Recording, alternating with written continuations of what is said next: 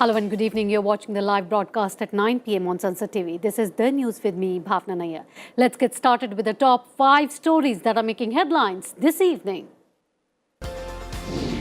Few leaks prevent NASA's moon rocket liftoff. New launch window to be announced soon. Artemis 1 mission is aiming to send humans to moon after 50 years. US Federal Reserve's aggressive focus on taming inflation spooks global stock markets. Sensex sheds 861 points. Rupees 2.39 lakh crore lost in investor wealth. Heavy rain alert issued in 3 Uttarakhand districts in Uttar Pradesh. Water level in Ganga above danger mark. 5 killed in landslide in Idukki, Kerala. International Atomic Energy Team leaves for Ukraine to evaluate security systems in Zaporizhzhya nuclear plant. And on National Sports Day, Vice President and Prime Minister congratulates players. Nation remembers hockey legend Dhyanchand.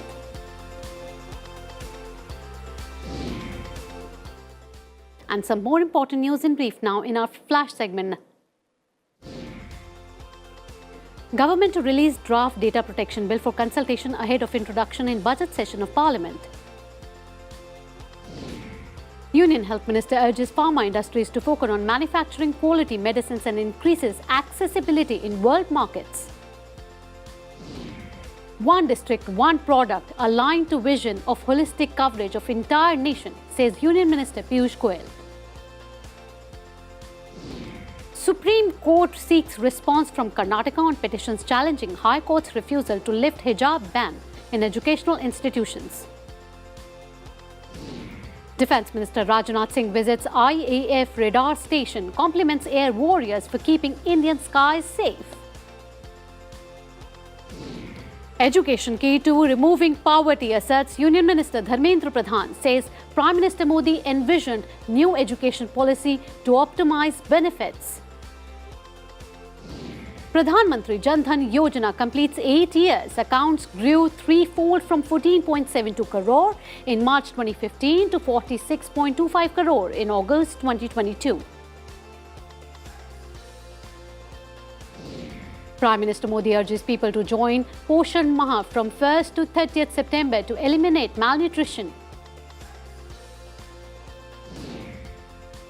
Iraq's vibrant Shia cleric Muqtada al-Sadr announces retirement from political life. And Sports Ministry organizes Meet the Champion initiative in 26 schools on National Sports Day.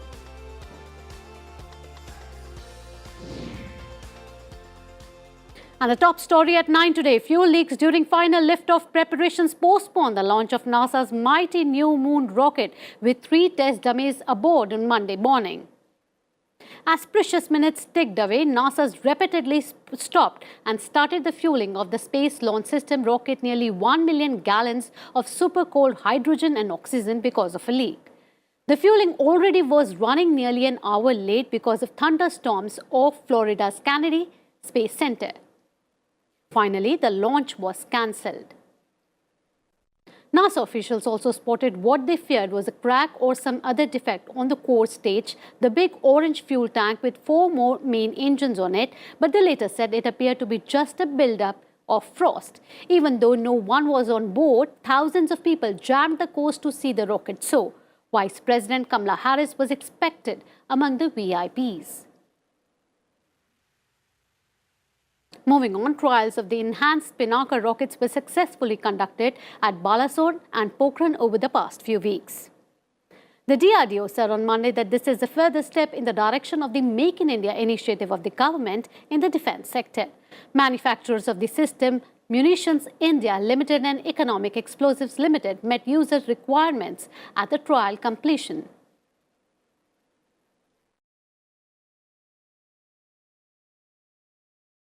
BSE Sensex tanked 861 points while NSE Nifty dropped 250 points with IT, banking and metal stocks among biggest losers. Tech Mahindra went down by 5% while Infosys shed 4%. Airtel and Vodafone lost around 3%.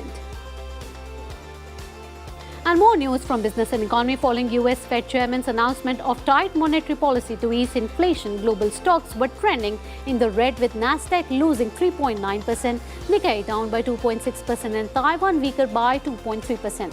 European markets also lost 1%. While talking about Reliance Jio said that it has embarked Rs 2 trillion investment for 5G network and plans to launch the high-speed services in key cities by Diwali. RIL Chairman Mukesh Ambani speaking at the Reliance Industries 45th Annual General Meeting, Ambani said Jio will roll out 5G services across India by December 2023. Reliance Industries Chairman Mukesh Ambani announced that his daughter Isha Ambani will lead the group's retail consumer business, while younger son Anant will be in charge of the new energy sector. Akash Ambani was earlier declared as the head of the Reliance Jio platform. Central Board of Direct Taxes (CPDT) has said online users who won money playing online games in the previous financial year should file an updated ITR.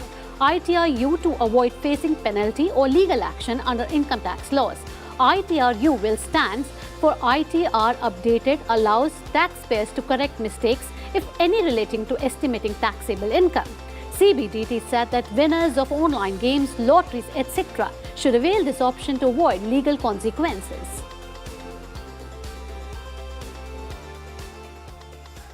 Government departments have not adhered to the Central Vigilance Commission's advice to act against corrupt officials in 55 cases.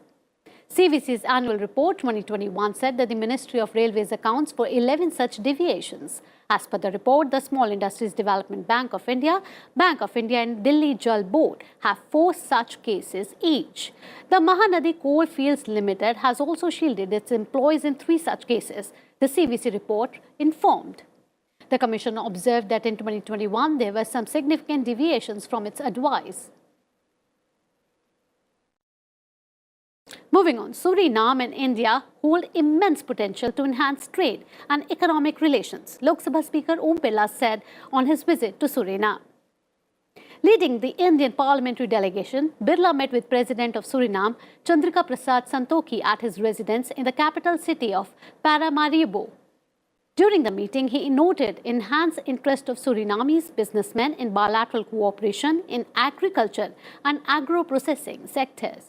He also said that the Indian diaspora in Suriname has made significant contribution to its development. Birla also paid tribute to Mahatma Gandhi's statue in Paramaribo. This statue was brought from India and was installed in Suriname's capital as a mark of respect to him. Moving to more important stories, former Congress leader Ghulam Nabi Azad continued his attack on Congress leadership, saying he was forced to leave the party. Azad also said that the party needs medicines for treating it which are being provided by compounders instead of doctors. Accusing the leadership of not having time for setting the organization right, Azad alleged that Rahul Gandhi does not have the aptitude or interest in politics. He said the party's foundation has turned very weak, and that is why he, along with some leaders, decided to quit it. घर वालों ने घर छोड़ने पे मजबूर किया और जहां घर वालों को लगे कि ये आदमी नहीं चाहिए और आदमी को भी लगे कि यहाँ हमको पराया समझते हैं, तो अक्लमंद आदमी का काम है कि वो घर छोड़ के निकल जाए. Now let's trace the monsoon situation in the nation.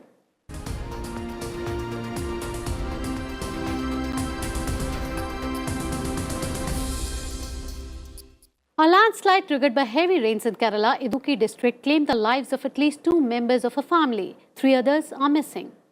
The incident took place at Kanjar village at around 2:30 p.m. Rescue workers recovered 2 bodies. The landslide was triggered by heavy rains in the hilly areas over the last 2 days. Many rivers in Uttarakhand are in spate as heavy rains continue to lash the hill state. IMD has issued an orange and yellow alert predicting heavy rainfall for Dehradun, Tehri, Nainital, Champavat and Bageshwar. A yellow alert has been sounded in Haridwar, Pauri, Udham Singh Nagar and Pithoragarh. In Dehradun, 3 people were killed as a house collapsed due to a heavy rainfall. Heavy rains in the hills have led to a rise in water levels of the Ganga River in Uttar Pradesh. Crossing the danger mark in Varanasi, the Ganga River inundated the Asi Ghat and the residential areas on its banks. In Murzapur and Balia too, the Ganga has breached the danger mark. Relief and rescue efforts are underway in the city. While in Prayagraj, both Ganga and Yamuna are flowing above the danger mark. Floodwaters have inundated the low-lying areas in the district. Slipping into a short break here, but on the other side, rising sea levels rise, posing an existential crisis for low-lying nations like Maldives. All this and much more after this short break. You stay tuned to Sansad TV for more news.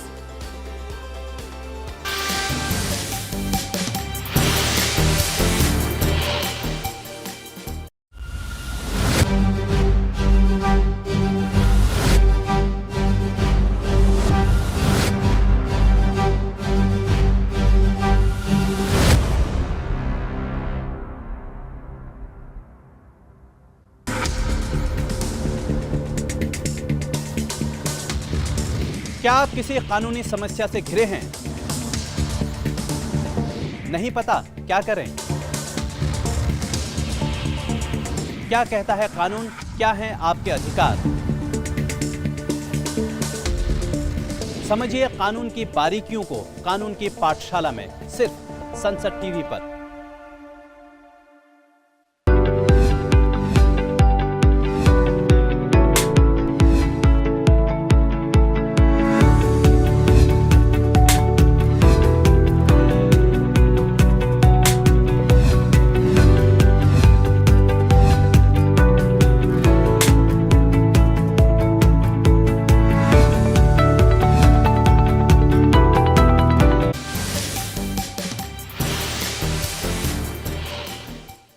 Welcome back after the break. You're watching the news and time now for all the big developments from the Russia-Ukraine war front.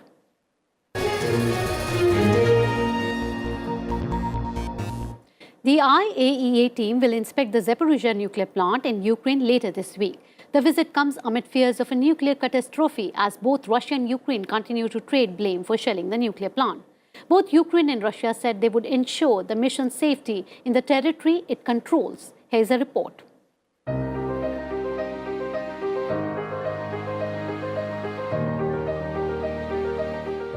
A team from the UN nuclear watchdog International Atomic Energy Agency headed to Ukraine's Zaporizhzhya nuclear plant on Monday amid reports of overnight shelling in nearby areas.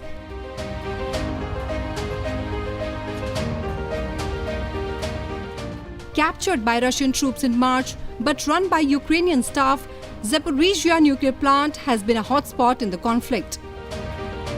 In a Twitter post, Rafael Grossi, Director General of the agency, stressed on the need to protect the safety and security of Europe's biggest nuclear facility. Grossi said the team will reach the plant later this week.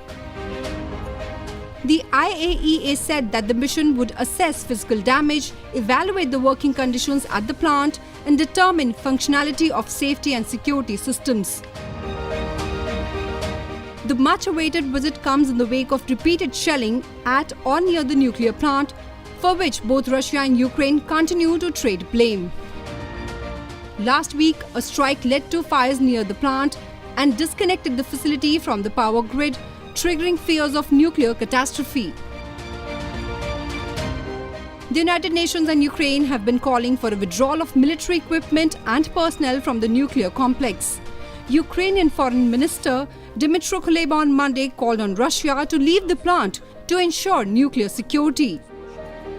Meanwhile, Russia has welcomed the IAEA mission to the Zaporizhzhya power station. Bureau Report, Sansad TV. More news continues on Russia-Ukraine war front. Ukrainian President Volodymyr Zelensky said that Donbass was almost destroyed by Russian strikes and that Russia was absolutely disregard for the value of life. He also said that he held a meeting with representatives of the defense and security sector.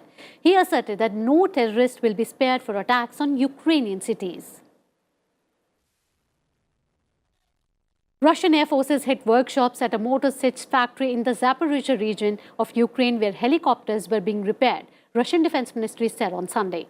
Russian forces fired at Ukrainian towns across the river from the Zaporizhzhya nuclear plant overnight, triggering fears of a nuclear disaster. Russia said its forces destroyed fuel storage facilities in Dnipro region, which supplied the Ukrainian army in the Donbass. Russia's defense ministry also said Russian forces shot down a Ukrainian drone which was trying to attack the Zaporizhzhya nuclear plant. It also added that there was no serious damage and radiation levels were normal. It said that the drone had been shot down near the facility's nuclear waste enclosure. The Ukrainian police said that the 5 areas in the Donetsk region were shelled by Russian army on Sunday. It said that 2 Russian S-300 missiles that are designed for air defense hit a residential area in Sloviansk. No casualty were reported in the strike.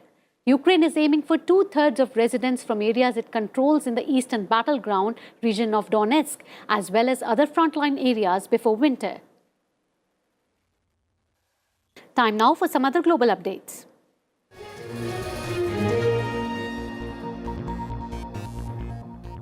Iran's president warned on Monday that any roadmap to restore Tehran's tattered nuclear deal with world powers must see international inspectors end their probe on man-made uranium particles found at undeclared sites in the country. Here's a report.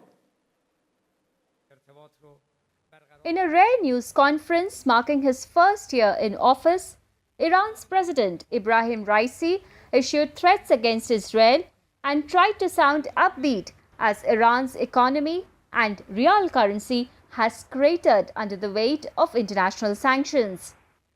Despite the international attention on the deal, as talks in Vienna hang in the balance, Raisi took well over an hour before fully acknowledging the ongoing negotiations. Tehran and Washington have traded written responses in recent weeks on the finer points of the roadmap, which would see sanctions lifted against Iran in exchange for it restricting its rapidly advancing nuclear program. Iran found itself criticized by the IAEA's Board of Governors in June over its failure to answer questions about the sites to the inspectors' satisfaction. As a member of the Nuclear Non-Proliferation Treaty, Iran is obligated to explain the radioactive traces and to provide assurances that they are not being used as part of a nuclear weapons program. Raisi mentioned the traces, referring to it as a safeguard issue using the IAEA's language. Under the 2015 nuclear deal, Tehran could enrich uranium to 3.67% while maintaining a stockpile of uranium of 300 kilograms under constant scrutiny of IAEA surveillance cameras and inspectors. As of the last public IAEA count, Iran has a stockpile of some 3,800 kilograms of enriched uranium. More worrying for non-proliferation experts, Iran now enriches uranium up to 60% purity, a level it never reached before, and that is a short technical step away from 90%. Bureau Report, Sansad TV. And after Iran, news coming in from Sri Lanka now. Sri Lankan Prime Minister Dinesh Gunawardena has requested a visiting IMF team to focus on protecting economically vulnerable groups in the debt-ridden island nation, which is going through the worst economic crisis. Take a look at this report.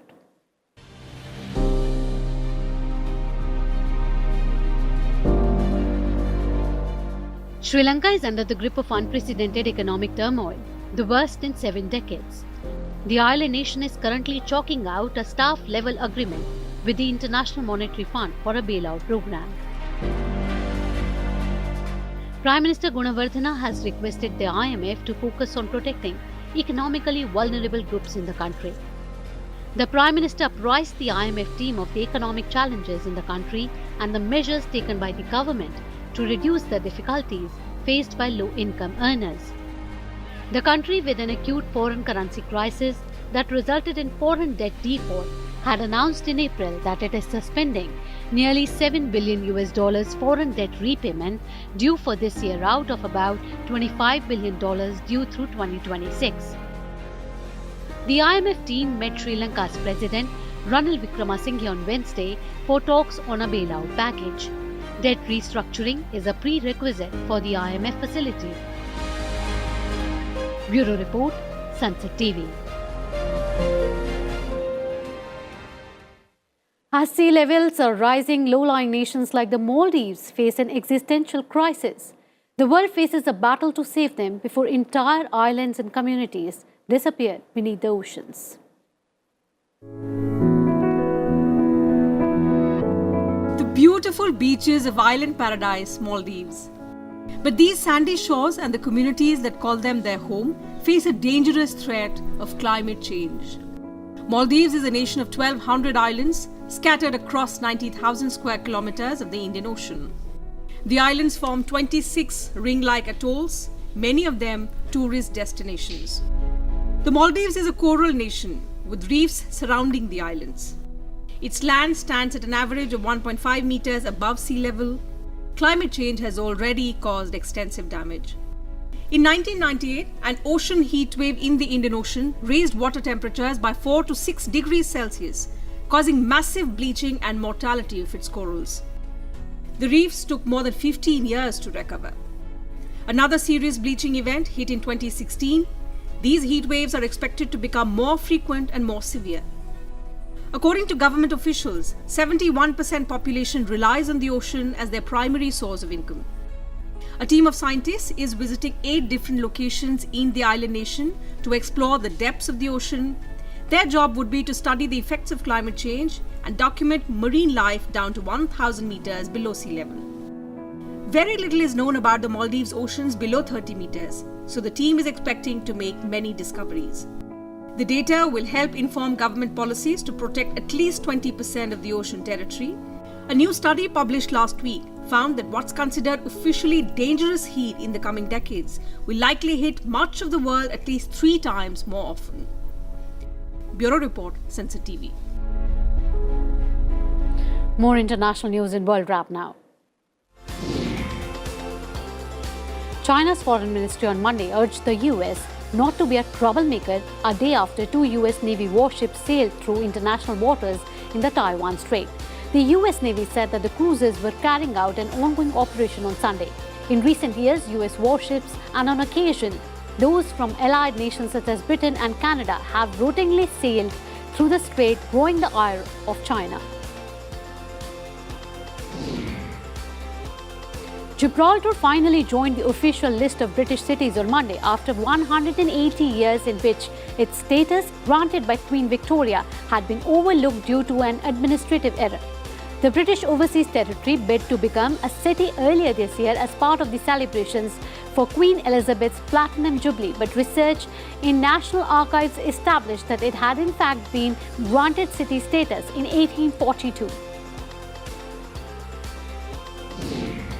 China's Meteorological Center on Monday renewed a blue alert for rainstorms in some parts of the country. From Monday to Wednesday, rain is forecast to fall in parts of northwest China's Shanxi province as well as southwest China's Sichuan province and Chongqing municipality, cooling the city that has suffered from scorching heat and wildfires in the previous week. More than 1,000 people have died due to severe floods in Pakistan. The Pakistan National Disaster Management Authority said 119 people died due to heavy rains in the last 24 hours. Thousands of people have been displaced by flash floods in northwest Pakistan, Khyber Pakhtunkhwa province. Sindh province in the southeast of the country is also badly affected by the floods. Prime Minister Shehbaz Sharif said that the magnitude of the disaster was more than expected. A Peruvian judge on Sunday ordered President Pedro Castillo's sister-in-law to be held in prison for up to 2.5 years while she is investigated for criminal association and corruption for her participation in an alleged money laundering scheme involving the President and First Lady. The judge said that there was a high probability of fleeing for Jennifer Pardesi and ordered her pre-trial detention. It is the first time in Peru that a relative so close to a sitting president has been sent to prison. And time now for all the sporting action. India defeat Pakistan in their first match of Asia Cup by 5 wickets. Hardik Pandya stars with an all-round show. The team displayed superb skill and grit, says Prime Minister Narendra Modi in his congratulatory message. Star strikers Robert Lewandowski scored twice for the second game in a row as Barcelona cruised to a 4-0 La Liga win over Valladolid. Karim Benzema scored in the 88th minute and then again deep into added time in Real Madrid's 3-1 victory as Espanyol, both teams tied at 1 goal apiece before Benzema turned it in favour of Real. Max Verstappen extends F1 championship lead with victory at Belgium Grand Prix. Verstappen teammate Sergio Perez was second and Ferrari's Carlos Sainz third. And the last Grand Slam of the calendar has begun at the Flushing Meadows, New York, where 23-time Grand Slam winner Serena Williams will take centre stage as she prepares to her bid an emotional farewell to tennis.